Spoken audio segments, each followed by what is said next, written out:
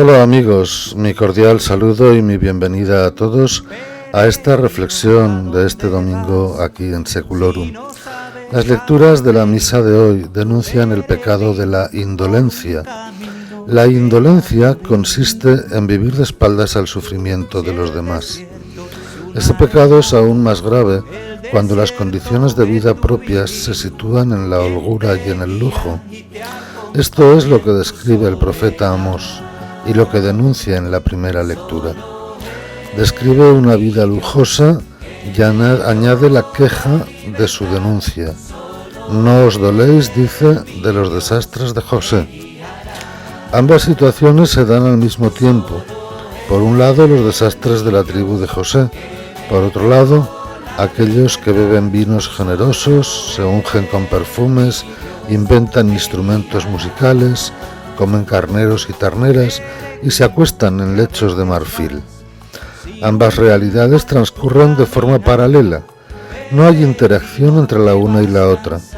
No solo no se mezclan, sino que no hay ni un punto de intersección donde quien vive la situación de holganza intervenga en favor de quien vive la situación de sufrimiento. La consecuencia es, según anuncia el profeta, que los que viven en ese lujo van a ir al destierro, y sentencia: se acabó la orgía de los disolutos. Una situación paralela nos trae el Evangelio de Lucas y la parábola del pobre Lázaro.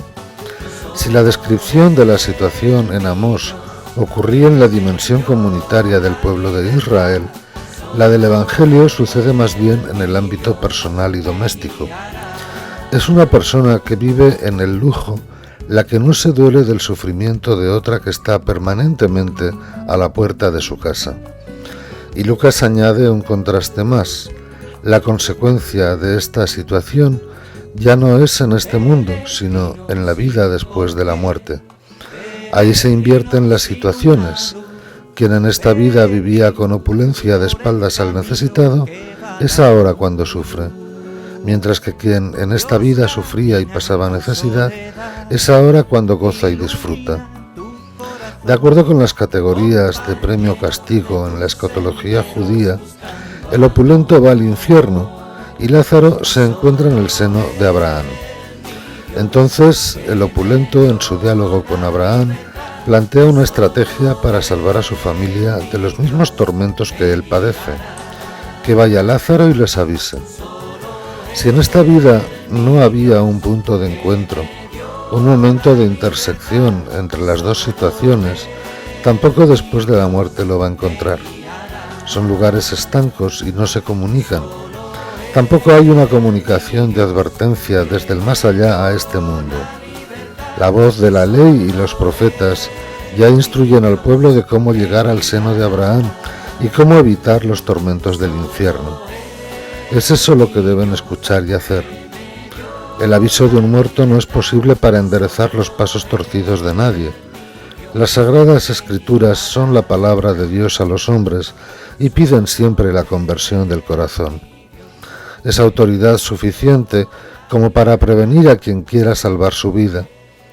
Todo eso hubiera sido diferente si el rico se hubiera preocupado de Lázaro, si hubiera estado atento a su necesidad, si hubiera sabido compartir con él, si en algunos momentos hubiera sido solidario con su situación, si se hubiera acercado a su necesidad y hubiera intentado aliviarla siquiera con algo de lo que a él le sobraba.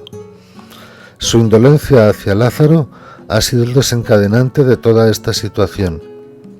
Hay que añadir que conviene tener en cuenta que lo que sucede antes de la muerte, indolencia, opulencia, pobreza, necesidad, pecado, es temporal y que tiene su reflejo en la situación posterior a la muerte, situación que entonces no es por un tiempo, sino para toda la eternidad.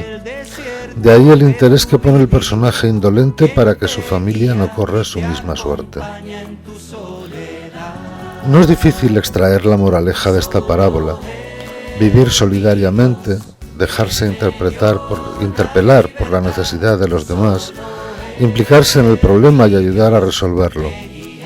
Un cristiano, un discípulo de Jesús, No puede vivir confortablemente y hacer oídos sordos a las necesidades de los que tiene al lado. No puede vivir encerrado en lo suyo al margen del sufrimiento ajeno. Jesús quiere que nos relacionemos con los otros desde las categorías familiares, como hermanos que son hijos de un mismo Padre. Entre los hermanos, nada que le ocurra a uno resulta ajeno para los otros.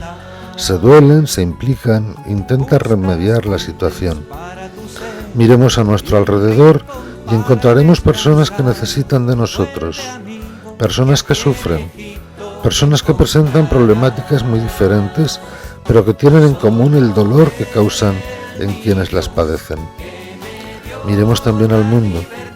Pensemos en los problemas de las migraciones, de los países de donde proceden los migrantes y de los países a donde llegan. Pensemos en los refugiados, en los desplazados. Parece que nos hayamos acostumbrado a verlos en las noticias, pero son personas de carne y hueso como nosotros, que buscan lo mismo que nosotros, que aspiran a lo mismo que cada uno de nosotros. No podemos permanecer impasibles en nuestro propio confort. Pensemos en los muros que se levantan en nuestro mundo. Solo crean guetos de pobreza y miseria. Un muro es cerrar definitivamente el paso al hermano y quedarme cómodamente dentro para que no me moleste más. Pensemos en tantas personas excluidas y aisladas, marginadas. Podemos hacer mucho a nuestro alrededor, pero podemos también colaborar con las instituciones que se encargan de canalizar nuestra solidaridad más allá de nuestras fronteras. Y eso es practicar la misericordia. Recordemos que será en eso en lo que seremos examinados al final de esta vida temporal. Lo contrario es pecado de indolencia, lo que el Evangelio de hoy quiere que evitemos. Deseándoos pues una feliz semana y también, como no, un feliz Día del Señor. Nos despedimos hasta el próximo domingo, si Dios quiere, aquí en Seculorum. Hasta entonces, gracias.